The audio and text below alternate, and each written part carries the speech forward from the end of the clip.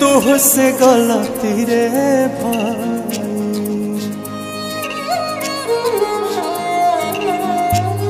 एक तो समय आ गई तुझे तुझसे गलती रे भाई। अरे सजनी रे तीसरे चुनरिया तो हर माइला रे। अरे सजनी रे तीसरे चुनरिया तो हर माइला रे।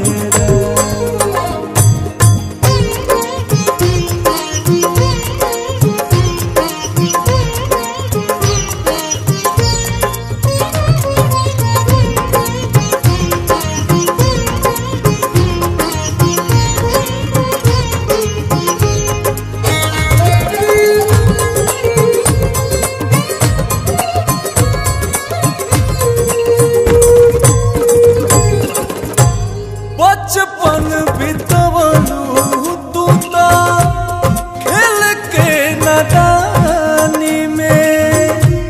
हमके भुलाई गईलू जोशिया जवानी में।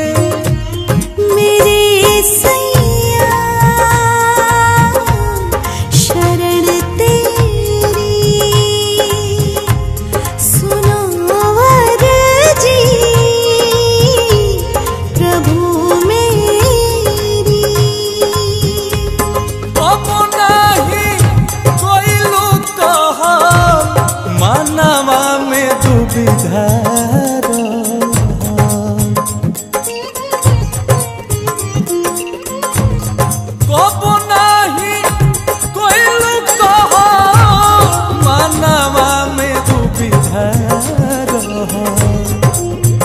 अरे सजनी रे काम नहीं आई गुणवा भाईला रे। अरे सजनी रे तीसरे चुनरिया तो हर माइला।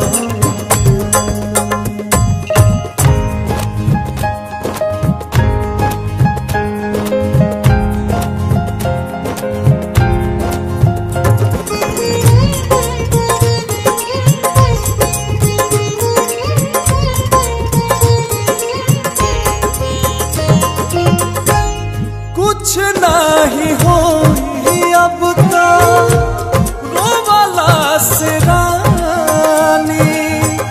बाप के गठरिया तोहार कहता कहानी। मेरे राजा रहम करना शरण अपनी मुझे रखना। लाख 84 तब फिर जाना मोहनी। लाख 84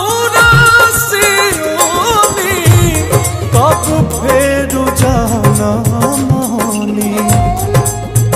अरे सजनी रे चली ना बहाना कमनो कइला तेरा। अरे सजनी रे तीसरे चुनरिया तो हर